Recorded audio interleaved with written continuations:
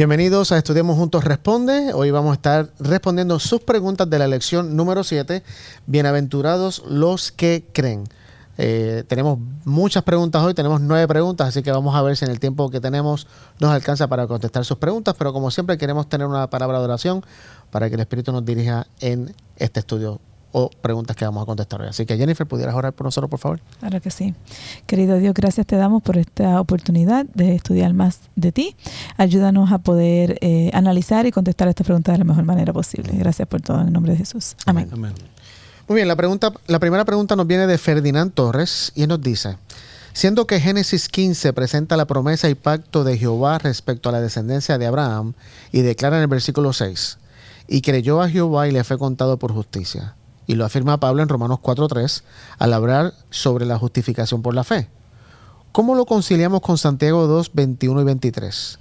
Quien, utilizando el mismo versículo 6 de Génesis 15, lo aplica al evento de la orden de sacrificar a Isaac, no menos de 30 años más tarde, declarando: ¿no fue justificado por las obras Abraham cuando ofreció a su hijo Isaac sobre el altar? ¿Cómo resolvemos la discrepancia entre Pablo y Santiago? Y de paso, Ferdinand, tu pregunta es una pregunta que hasta Lutero se la hacía, porque para Lutero Santiago no debió haber estado escrito.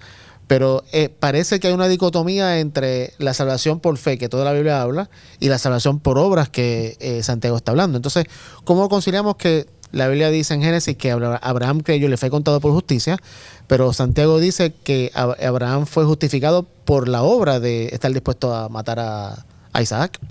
Bueno, yo creo que para entender eso hay que entender por qué fue escrito el libro de Santiago, especialmente que esa es la razón, nos va a ayudar a poder entender por qué Santiago dice lo que dice. Y Santiago está escribiendo su carta para contrarrestar la influencia de ciertas personas que decían que ellos tenían fe, pero al tener fe en Jesús, como Jesús los salvaba y eso, ellos no... podían vivir de cualquier manera, que también es un pensamiento de hoy en día, claro. Es muy, digamos, popular. Y entonces decían, como Cristo me salvó, como yo tengo fe en Cristo, que Cristo me salvó, y se acabó. O sea, ya no necesito vivir de ninguna manera estipulada de acuerdo a lo que dice la Biblia por el hecho de que ya Cristo me salvó. Entonces, Santiago quiere contrarrestar esta filosofía de la siguiente manera. ¿Por qué? Porque él dice, cuando yo tengo esa fe que no me lleva a vivir de acuerdo a los principios del reino, no es verdadera fe. Claro. Entonces, la verdadera fe se manifiesta en obras que van de acuerdo a los principios del reino. Entonces, si yo tengo la verdadera fe, lo puedo evaluar por las obras que tengo. Si no tengo esas obras, no es que tengo que decir, uy, yo no tengo estas obras, entonces tengo que agregarle obras a mi fe, sino lo que tengo que hacer es buscar a Cristo, porque si no tengo las obras en mi vida, quiere decir que no busqué a Cristo. Entonces tengo que buscar a la fuente de la verdadera fe para que cuando tenga la verdadera fe se manifieste en las obras que van de acuerdo al reino. Claro. Entonces eso es lo que quiere mostrar. Entonces en ese sentido Santiago dice, mire, Abraham mostró que estaba justificado por la fe porque se manifestó en obra su fe. Si no, él nunca hubiera obedecido lo que Dios le dijo. La fe, es más, en el Antiguo Testamento tiene que ver con obediencia más que nada la fe. O sea, con una actitud de obediencia a alguien que yo confío que lo que me dice sabe por qué me lo dice. Eso no me salva, pero eso se muestra que estoy en la salvación. Claro. Cuando yo obedezco. No me salvo por la obediencia, pero toda persona que está en la salvación obedece a Dios porque confía en Él. La fe verdadera es activa para mí. O sea, nunca yo puedo decir tengo fe, pero no la muestro. De paso, el judío cuando dice yo tengo fe, no dice tengo fe. El judío te muestra que tiene fe a través de sus acciones. Y yo creo que aquí, o sea, obviamente no podemos tampoco de un versículo de Santiago hacer toda una teología, pero cuando vamos a través de toda la Biblia, por ejemplo, Hebreos 11, el autor de Hebreos dice que por la fe Abraham creyó que Dios podía resucitar de los muertos a Isaac. Fue creyendo, está bien, yo voy a hacer esto, creo que Dios me prometió un hijo, no me va a quitar el hijo porque Él lo prometió, y si lo mato, lo va a traer de la vida de nuevo, punto, se acabó. La acción de Abraham mostró la fe que tenía. Ahora, en Romanos, por ejemplo, ahora ese es el punto de vista de Santiago que recién mencionaba. Ahora, el punto de vista de Pablo es que dice que Dios lo declaró justo a Abraham cuando creyó.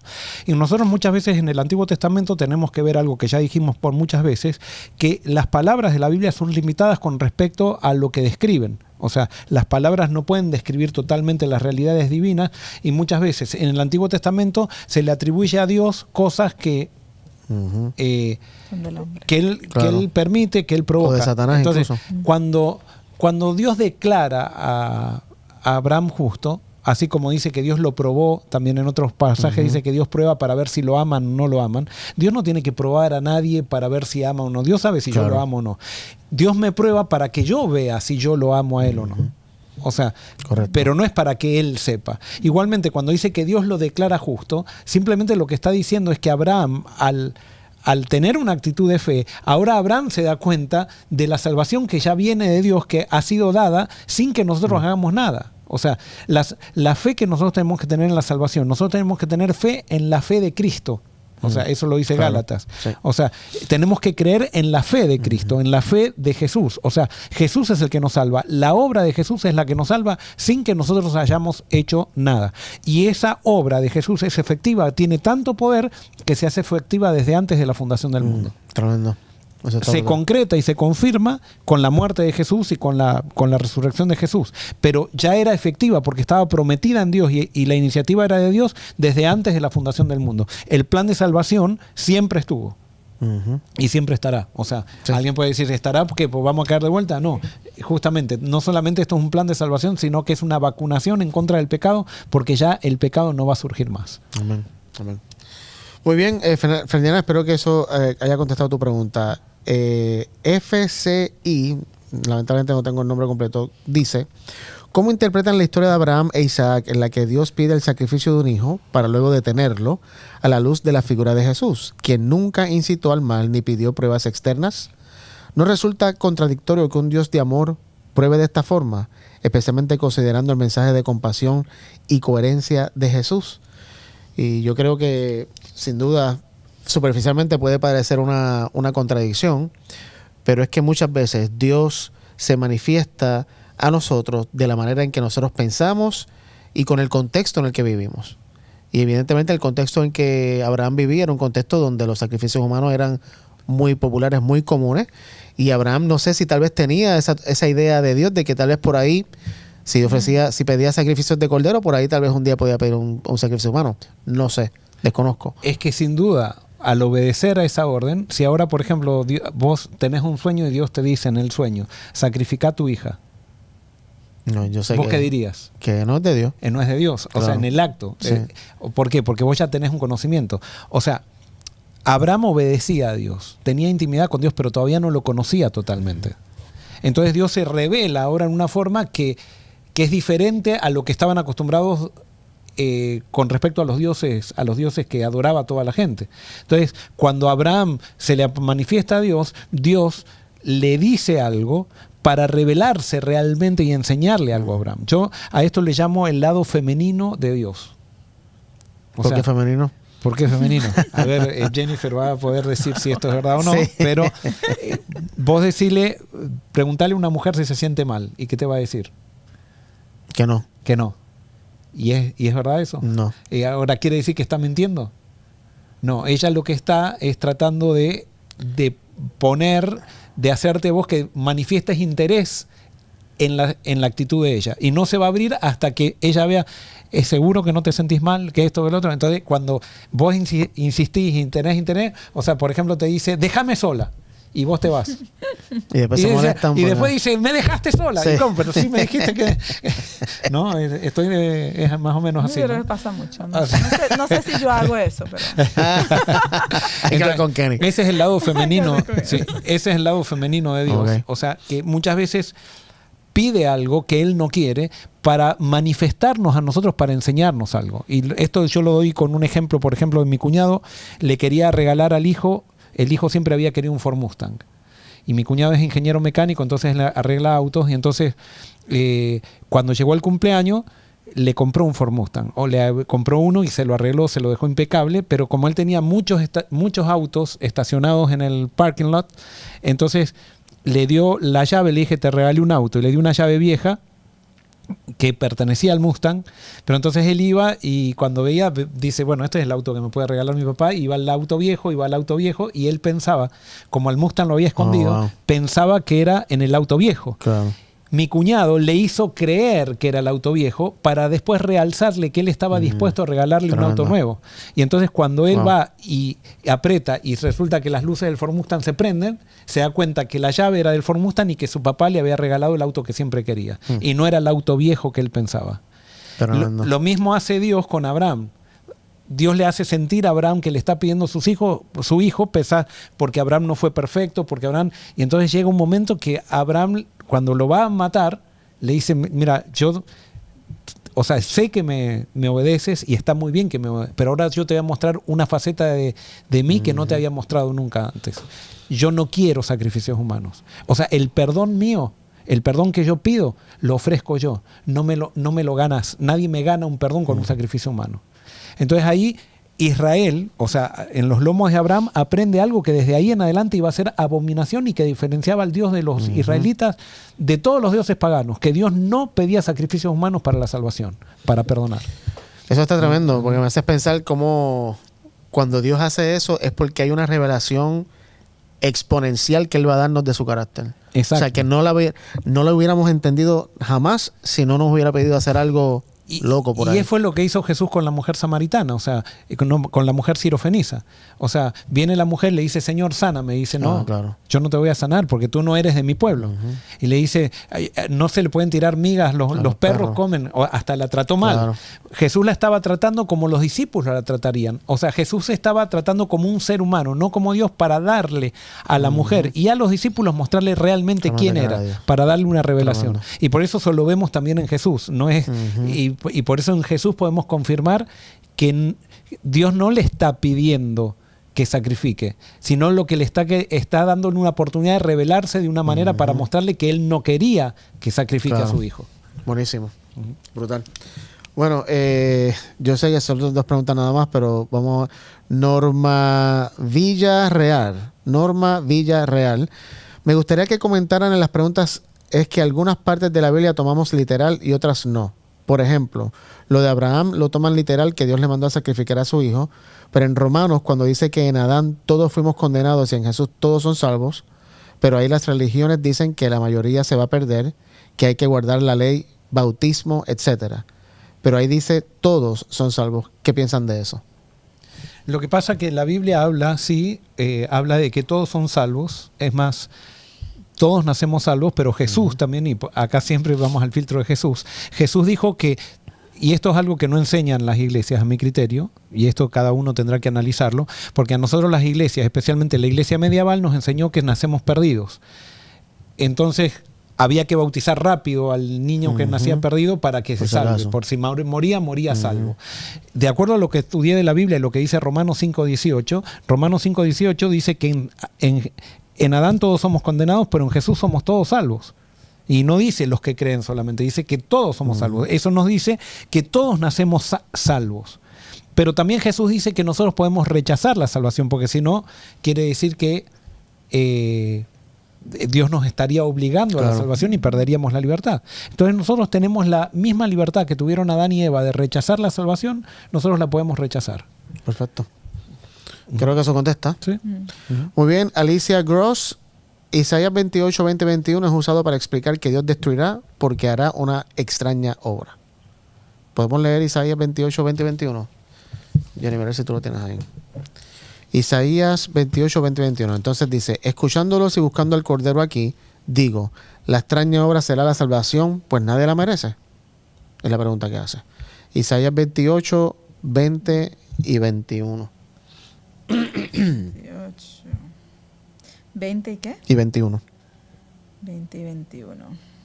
La cama que ustedes hicieron es demasiado pequeña para acostarse en ella, y las mantas son demasiado estrechas para cubrirlos. El Señor vendrá como lo hizo contra los filisteos en el monte Parasim, y contra los amorreos en Gabaón. Vendrá para hacer algo extraño, vendrá para hacer algo poco común. Ok. Tendría que leer el contexto más de Isaías 28, a ver lo que de pasa qué está hablando ahí, pero no solamente hay que leer el contexto de Isaías 28, sino que hay que leer el contexto de todo el libro, el contexto de los profetas mayores, especialmente Jeremías y Ezequiel también. Y claro, nosotros naturalmente, así como cuando decimos Dios va a aplicar su ira interpretamos con el diccionario nuestro, interpretamos la ira de Dios es como la ira del ser humano. Y el diccionario de Dios es diferente. El diccionario de Dios tiene un significado en Jesús siempre. Y entonces yo creo como Alicia también que esta extraña obra de Dios no tiene que ver con la destrucción de Dios, sino que la obra extraña es que Dios salva a pesar de... La gracia es una obra muy extraña, la justicia de Dios es una obra muy extraña. Y podemos ver, por ejemplo, en Isaías y en Ezequiel especialmente, vemos cómo al final hay profecías que dicen que Dios va a restaurar a Israel y habla de la infidelidad de Israel, y después dice que ellos sin hacer nada, Dios le va a transformar el corazón en un corazón, porque tiene un corazón de piedra, le va a dar un corazón de carne, por la obra de Dios. Por ejemplo, el Valle de los Huesos Secos. ¿Qué hicieron ese Valle de Huesos Secos para ser transformados, para vivir? Claro, nada. Fue por gracia. Sí. Esto no quiere decir, vuelvo a decir, que no va a haber perdición. Ahora, esa perdición también de la que habla la Biblia, tenemos que estudiarla ese es el significado de esa palabra a la luz del diccionario de Jesús. Porque puede ser que nosotros le damos un significado a perdición que realmente la Biblia no le da, o Jesús le da de una manera diferente. Sí va a haber perdición, sí la Biblia habla de un rechazo que hay. Todos podemos rechazar la salvación que ya nos ha sido dada, pero a mí yo también me adhiero cuando dice la obra extraña de Dios. Para mí tiene que ver más, es más extraño. Lo lógico es que nos perdamos todo. Claro. Lo extraño es que nos salvemos. O sea, y por eso ese texto, por lo menos cuando yo era pequeño, se usaba para decir que la obra extraña es la justicia de Dios. Porque Dios es amor, pero es justo. Y en su justicia tiene que destruir y matar al pecador. Entonces se decía, esa es una obra extraña porque no entendemos cómo un Dios de amor puede destruir y matar y aniquilar. Sin saber que estamos describiendo un Dios que no actúa de esa manera. Claro, y yo por lo menos veo también, estudiando el tema de la justicia con el diccionario de Jesús, y creo que los apóstoles y especialmente Pablo había entendido muy bien esto, porque siempre dice somos salvos por su justicia. Siempre habla que la justicia de los seres humanos es diferente a la justicia de Dios. O sea, la justicia de Dios justifica, y cuando nosotros hablamos de justificación estamos hablando de salvación. Exactamente. Entonces nosotros, pero con el diccionario humano decimos que la justicia de Dios destruye. Pero con el diccionario de Jesús, la justicia de Dios y de los apóstoles, la justicia de Dios justifica. Y la justicia de Dios es para el pecador, justamente, es para el pecador. Se aplica en el pecador y salva. Correcto. Bueno, tal vez una pregunta más porque ya vamos por 17 minutos. Julio Quintanilla nos dice, tengo una pregunta. ¿Es correcto decir que cada vez que una persona peca está crucificando a Jesús otra vez? Escucho seguido esa declaración por predicadores. A mí me parece que no. O sea, Pablo habla claramente de que Jesús murió una vez y para siempre. No. O sea sin duda que cuando nosotros pecamos tenemos la misma actitud que tuvieron los que los crucificaron. O sea, nos unimos a la turba que lo crucificó. Pero no quiere decir que Jesús muera. Claro, exacto. Sin duda. Tomás Abraham, saludos familia. Santiago 1.6 nos habla sobre la duda. Sin embargo, en el caso de Tomás, nos muestra que Jesús no lo juzga y permite que lo toque para que pueda creer. Después Tomás, de manos de Jesús, llevó el evangelio a la India, según la historia, porque muchas veces satanizamos la duda, cuando en muchas ocasiones, gracias a ella, ha sido causa de movimientos históricos que han transformado la humanidad, empezando con los pioneros del movimiento adventista y muchas religiones hoy en día. Antes de la Edad Media, la palabra herejía, en griego airesis, tenía un sentido neutral y podía interpretarse como una forma de libre pensamiento o elección personal. De paso, la palabra herejía significa pensar diferente. Pregunto, ¿es bueno querer pensar diferente ahora?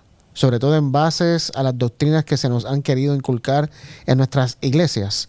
Gracias, bendiciones. Yo creo que siempre es bueno pensar. ¿Tú ibas a decir algo? No. Oh, pensé que estabas ahí como que para decir algo. Siempre es bueno pensar por uno mismo. O sea, yo creo que la tragedia más grande de un ser humano es dejar que otro piense por ti. Y todo debemos filtrarlo, me parece. Todo, absolutamente todo. Por más que yo lleve 30 años en la iglesia y que ya me conozca todo de arriba abajo, siempre es bueno traerlo a la mesa y pedir al Espíritu que te dé más revelación, porque uno nunca sabe. Conectan los puntos, como mencionábamos en otra lección. Después de un evento pasa y ahí vuelves a tener otra perspectiva, otra realidad que antes no veías. Ahora yo les hago una pregunta. ¿Es malo el miedo? No necesariamente. Aunque el miedo dice, ¿quién dice? Juan, que el amor perfecto echa fuera el temor, que el temor no viene de Dios. O sea, ¿será temor y miedo es lo mismo? No sé. O sea, el miedo es un resultado del pecado. ¿La vergüenza es mala? No, ¿No? no necesariamente. Para mí sí, o sea, es No fruto del necesariamente. pecado. ¿Por qué? Porque, por ejemplo, si yo estoy en un baño cambiándome y alguien entra y me da vergüenza, esa vergüenza no es mala. Sí. O sea, todo por eso digo depende Ajá. de la situación, no sé. Bueno, a lo que voy es lo siguiente. La duda es resultado del pecado, pero tener duda en sí no es malo. Lo malo es cómo resuelvo la duda. Igual O sea, es más, la duda Exacto. en este mundo de pecado nos lleva a poder incluso si no dudo, nunca voy a poder descubrir la verdad. Ujú. O sea, si la gente no dudaba de las creencias que tenía del Mesías, que eso fue lo que pasó, no quisieron dudar de las creencias que tenían del Mesías y por eso rechazaron a Jesús cuando vino con una manera diferente a la que ellos pensaban que tenía que venir. ¿Cuál es el problema? Cuando la duda, ¿cómo resuelvo la duda? Hay una manera correcta en el mundo espiritual para resolver la duda. Y la manera correcta es ir a Dios y después razonar. Generalmente, en el mundo secular, no sé si decir secular, o en el mundo agnóstico, o en el mundo que me lleva al agnosticismo, al ateísmo, yo resuelvo la duda yendo primero a mi razón. Muy griego eso. Y después busco a Dios. Y ya una vez que estuve con mi razón, que hice mis ideas, quiero meter a Dios dentro de mis ideas. Y entonces al final me termino en el agnosticismo. No, pero cuando yo tengo dudas, tengo que ir a Dios. Y la Biblia me promete que Dios, en Santiago 1:5, me va a dar sabiduría para resolver esa duda. Pero es cómo la resuelvo la duda. Ese es el problema. No por medio de la razón, la resuelvo buscando a Dios y después uso la razón. Porque Claro. la razón nunca queda fuera. Siempre hay que En usarla. otras palabras, el libre pensamiento pudiera resultarnos en contra cuando vamos a nuestro libre pensamiento, primero que ir a Dios. Debemos ir a Dios y entonces... Claro. Y yo he el libre visto pensamiento. muchas personas, que yo puedo ser uno también, que me pase eso, porque nadie está exento, que están estudiando la Biblia, o sea, están tocados por el conocimiento de Dios de la Biblia, pero después empiezan a razonar y empiezan a separarse de la experiencia espiritual de buscar a Dios para estudiar la Biblia, para ir a sus propios razonamientos y terminar en sus propios razonamientos. Claro. Y ya llega un momento que sus razonamientos no les son lógicos con las revelaciones que tuvieron de Dios y terminan negando a Dios porque al final terminaron usando sus razonamientos como base para determinar qué es correcto o qué es incorrecto. No, y que es evidente que nuestro razonamiento sin el filtro del Espíritu Santo es horrible. O sea, vamos a llegar a cosas súper equivocadas. Miguel Rojas tiene una pregunta. ¿Se equivocó Jesús al insultar humanamente a los líderes religiosos diciéndoles hipócritas? Pregunto esto tomando en cuenta que los seres humanos tenemos una manera de pensar condicionada a nuestras experiencias de vida, por lo que antes de morir Jesús exclamó: Padre, perdónalos porque no saben lo que hacen. O sea, está diciendo si entiendo, Miguel, lo que está diciendo, que cuando Jesús dice Padre, perdónalos porque no saben lo que hacen, no sé. Yo lo primero que aclararía es que para mí Jesús no insultó a los fariseos. O sea, Jesús describió lo que estaban haciendo. Claro. Describió que eran actores. Porque hipócrita significaba actor. Claro. No es como ahora que tiene una connotación insultosa, si podríamos decir así. Okay. Creo que inventé una palabra. Pero, o sea, no era un insulto, pero simplemente le estaba diciendo: ustedes actúan la religión, pero no la viven, no la tienen adentro. Está enseñándole su realidad. Claro. Como que abriéndole los ojos. Ajá. Exacto. Y no les estaba insultando, les estaba describiendo algo. Ellos lo tomaron como un insulto, porque a veces Eclesiastés dice: el sabio buscó decir la verdad de manera suave, pero la verdad terminó siendo como espinas en el corazón, ¿no?, del pecador. O sea, al final muchas veces nos describen una realidad y nos duele y nos parece un insulto porque no nos gusta, no la queremos reconocer, ¿no? Bueno, tengo 2 preguntas más. ¿Podemos contestarla cada una en un minuto? Y vamos a tratar. Muy bien. Salim Hernández. Abraham podría haber visto el día que pronto vendría el Mesías, que Dios enviaría a Jesús, su hijo, para mostrarnos realmente a nuestro Padre. Pienso que Abraham entendió el plan de Dios y quién es Dios. Realmente en Jeremías 1:5, Dios le dice al profeta: antes de formarte en el vientre te conocí, antes de que nacieras te aparté. Mi pregunta es: ¿podemos existir antes de nuestro tiempo en este mundo de forma espiritual junto a Dios y venimos a cumplir un propósito que debemos descubrir durante nuestro diario caminar, el cual solo se perfecciona con Jesús y el Padre en nuestras vidas? Muchas gracias. Yo creo que nosotros, no sé, capaz que es una pregunta bastante filosófica esta. Yo siempre he existido en el pensamiento de Dios. ¿Sí? Pero eso no me hace... Y tu espíritu ha estado siempre en Dios también. Claro, porque Dios me lo dio. Y después vuelve a Él. Simplemente que ese no sé, ese ser, ese espíritu No es consciente. no tiene conciencia hasta que no O tiene sea, un cuerpo. Cualquier respuesta ahora es una especulación, porque Claro. como no Sí, no antes conocemos. de la existencia no hay conciencia, de acuerdo a la Biblia, entonces no me sirve de nada Sí. haber existido antes Claro, tampoco. Exacto. Sí, es verdad. Tienes razón. Muy bien, y la última pregunta. No puedo. Enaode Castanema Mendoza. Perdóname, pero no. Voy a decirte Ena. Pienso que cuando María unge a Jesús con perfume, enjuga sus pies con sus lágrimas y los seca con su cabello. Aparte de ser un acto de hospitalidad, el cual no tuvo el anfitrión de la fiesta o de la cena con Jesús, ella los lavó, quizás sin saberlo ella, sus pies y los secó también preparándolo para la última cena, la celebración de la Pascua en el cenáculo. Ya que Jesús a todos sus discípulos lavó y secó sus pies. Y con él, ¿quién lo hizo? Escribo esto desde mi ignorancia, pues no lo sé, solo cabilo en ello con el ánimo de conocer. Jesús le lavó los pies a todos los discípulos, pero ¿quién se los lavó a él?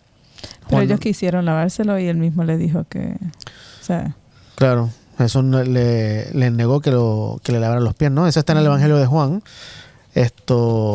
Jesús también dice ahí que la razón por la cual está haciendo eso es para limpiarlos, aunque dice todos están limpios excepto uno. Para limpiar los pies nomás. Para limpiar los pies. Claro. O Ok. sea, porque él dice, a los pies los estoy lavando, pero ustedes están limpios. O sea, solamente se le ensuciaron los pies. Exacto. So, no sé si No. en la cultura judía el anfitrión lavaba los pies yo no creo... y dejaba que alguien le lavara los pies, no creo. no No ¿verdad? era el anfitrión, era un siervo el que hacía Sí, eso. él- Sí, pero por si eso no había él- siervo. Yo siento que él estaba mostrando que el líder es un siervo. O sea, tienes que ser siervo Claro. para... Ahora, justamente, Exacto, ¿quién sí. reservó el aposento alto? Jesús. O sea, Jesús Claro. hizo los arreglos, a pesar de que le dijo después no me acuerdo si a Pedro y Juan, no me acuerdo a quién les dijo que vayan y busquen y que van Sí, a encontrar una claro. persona, pero evidentemente ya Jesús había hablado con esa persona. Ese lugar era un lugar, aparentemente no era un lugar pobre, o sea, que venía con el Claro, servicio, pero entonces Jesús le dijo que no me pongas el servicio, no le habrá pagado por el servicio, le dijo deja y que se vaya a su casa a celebrar la Pascua con su familia y nosotros, no te hagas problema, no me pongas servicio. Déjame las palanganas, la toalla y todo eso, pero no me dejes ningún siervo para esto. Y entonces ahora Jesús quería enseñarles una lección a ellos. Jesús sabía que ellos venían peleando, venían discutiendo todo por 3 años, quién iba a ser el mejor, quién era el que iba a estar alrededor de él, y entonces le va a dar una de las lecciones más humillantes que para que los discípulos quisieran recibir. Y por eso ninguno le iba a lavar. Dice, tú nos lavas los pies, como diciendo, en todo caso te lo tendríamos que lavar. Bueno, justamente, como ustedes no se animaron a lavármelos, y no quisieron lavarlo porque yo ahora quiero mostrarles que yo soy el líder y yo se los lavo a ustedes, por lo tanto ustedes ahora van a tener que lavarle a todos los demás. Yo sé que ya el tiempo de esto, pero me vino a la mente, ¿de dónde sacamos entonces nosotros el lavamiento de los pies en pareja? Yo te los lavo a ti y tú me los tienes que lavar a mí. Cuando en el caso de Jesús... Eso es para que todos puedan participar de la humillación. Claro, pero en el caso de Jesús, o sea, no tiene nada que ver. Es que al final es un ritual esto, que Jesús lo toma de algo. Si por ejemplo si Jesús quizá hubiera vivido en esta época, hubiera alquilado un lugar y nadie lavaba los platos. Entonces Claro, Jesús sí, hubiera sí. levantado y dice, yo voy a lavar los Claro. platos, tu O plato. yo voy a barrer, o voy a dame tu vapear. plato. Y entonces, Sí, sí, sí. tú nos lavas los platos, ¿no? Claro. Bueno, yo le estoy mostrando y esto Exacto. es lo que ustedes tienen que hacer. Entonces nosotros lo literalizamos. Y entonces ahora, si fuera así, tendríamos que estar todos lavando los platos en la iglesia cada vez que hacemos Claro, imagínate.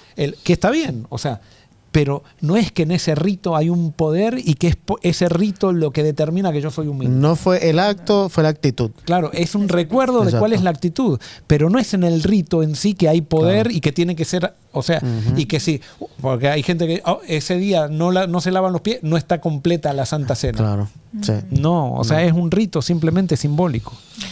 Bueno, yo sé que hoy nos pasamos por 15 minutos, pero estuvo bueno contestar todas sus preguntas. Gracias. Recuerden que tienen domingo y lunes para poner todas sus preguntas y vamos a hacer todo lo posible para poder contestar cada una de ellas, aunque nos excedamos en el tiempo como hoy. Así que Jennifer y Joel, gracias por estar con nosotros. Gracias a ustedes por estar acá. Entonces, dale like, share, suscríbete a nuestro canal de YouTube si no te has suscrito todavía para que te puedan llegar todas las notificaciones todos los días que salgan programas acá en Forest City. Dios te bendiga. Gracias por estar por nosotros. Te esperamos la próxima semana.